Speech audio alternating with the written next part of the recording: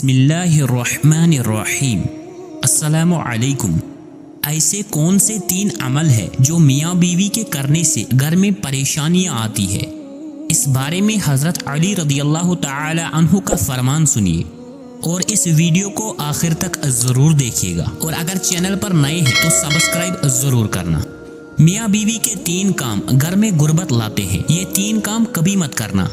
اگر کرو گے تو یاد رکھنا، غربت کا سمندر تمہارے گھروں کو ڈبو کر رکھ دے گا۔ تم لوگ غربت کے دلدل میں پھنستے چلے جاؤ گے، پریشانیوں اور مصیبتوں کے دلدل میں دھنس جاؤ گے۔ اس طرح دھنسو گے کہ کوئی راستہ ہی نہیں ملے گا۔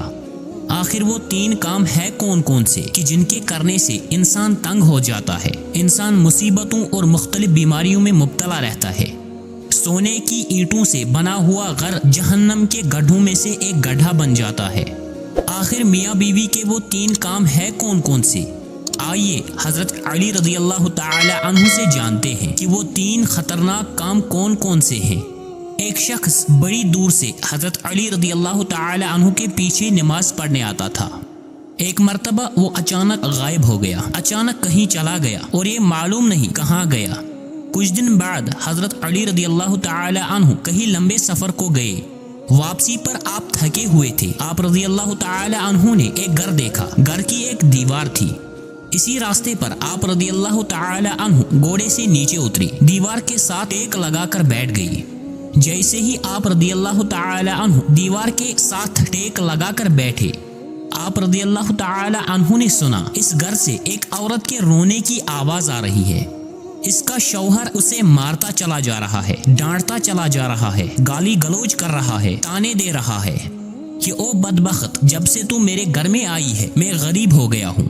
جب سے تو میرے گھر میں آئی ہے تنگیوں کو ساتھ لے کر آئی ہے، پریشانیوں کو ساتھ لے کر آئی ہے۔ امیری کا جنازہ نکل گیا اور غربت عروج پر آ گئی۔ تو میرے لیے قیامت بن کر آئی تھی، تو میرے لیے عذاب بن کر آئی تھی۔ بیوی آگے سے رو رہی ہے۔ حضرت علی رضی اللہ تعالی عنہ نے جب سنا آپ اٹھے، ان کے گھر کا دروازہ کھٹکھٹایا۔ وہ شخص باہر نکلا تو دیکھ کر پتا چلا یہ اسی شخص کا گھر ہے جو میرے پیچھے نماز پڑھتا تھا اور اچانک غائب ہو گیا تھا۔ حضرت علی رضی اللہ تعالی عنہ نے فرمایا، اپنی بیوی کو لے کر آؤ۔ اس کی بیوی آ گئی، دونوں سامنے کھڑے ہیں۔ اب حضرت علی رضی اللہ تعالی عنہ نے فرمایا، یہ بتاؤ بیوی کو کیوں ڈانٹ رہا ہے، بیوی کو کیوں رلا رہا ہے، کیوں تڑپا رہا ہے؟ اس نے کہا، یا علی رضی اللہ تعالی عنہ، یہ بدبخت جب سے میرے گھر میں آئی ہے دوسری عورتیں بچے جنم دیتی ہے، بچے پیدا کرتی ہے، اس نے غربت پیدا کی ہے۔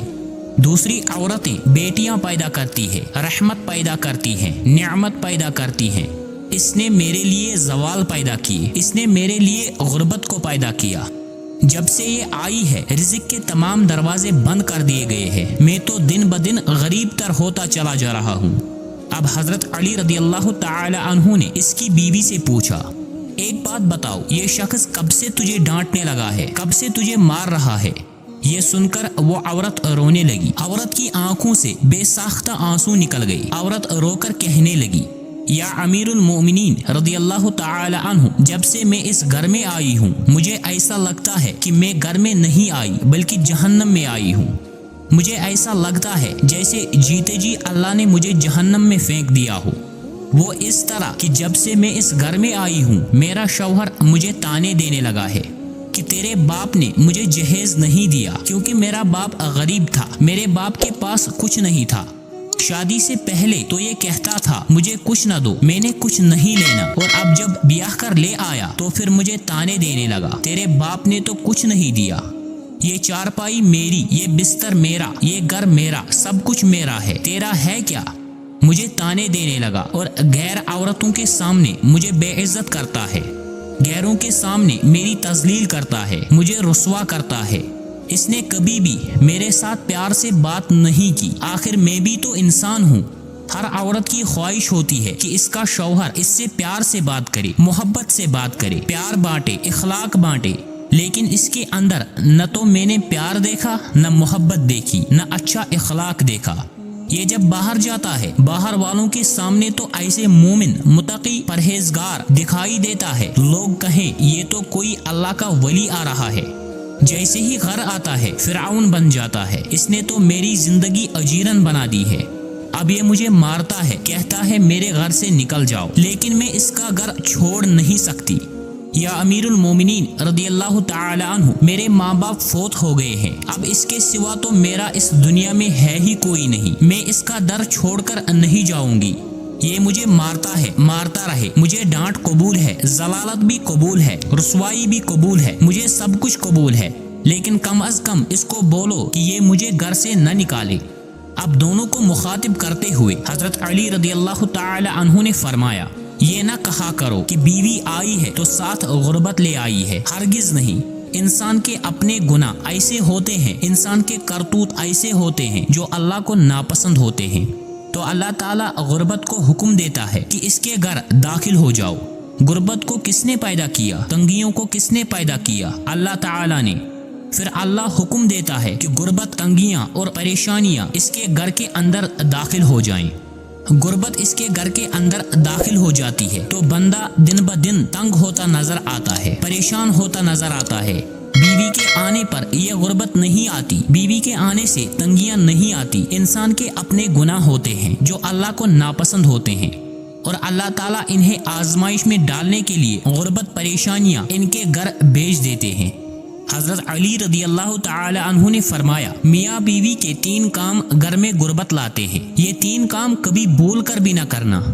دونوں نے پوچھا، یا علی رضی اللہ تعالی عنہ، وہ 3 خطرناک کام کون کون سے ہیں؟ حضرت علی رضی اللہ تعالی عنہ نے فرمایا، پہلا کام بیوی کو گالیاں دینا۔ جو شخص بیوی کو گالیاں دیتا ہے، اس سے بڑا عذاب کیا ہوگا کہ وہ اپنی بیوی کی نظروں سے گر جاتا ہے۔ گالیاں دینا نیکیوں کو اس طرح کھاتا ہے جس طرح آگ لکڑیوں کو کھاتی ہے۔ اپنی نیکیاں ضائع نہ کرو۔ نمبر 2، ہر وقت، ہر گھڑی، ہر لمحہ ایک دوسرے سے تلخ لہجہ اپناتے رہنا، یہ عمل بھی غربت کا سبب بنتا ہے۔ اچھا سوچنے کے بجائے غلط سوچنا، اللہ کے حضور جھکنے کے بجائے ایک دوسرے کو تانے دیتے ہوئے وقت برباد کر دینا، ایسا کرنے سے گھر میں غربت آتی ہے، رزق کے دروازے بند کر دیے جاتے ہیں، رحمت کے فرشتے ایسے گھر میں نہیں آتے۔ نمبر 3، شیطان کو راضی کرنا، یہ کام بھی غربت کا سبب بنتا ہے۔ جو شخص اللہ کو ناراض کرتا ہے، دراصل وہ شیطان کو راضی کرتا ہے۔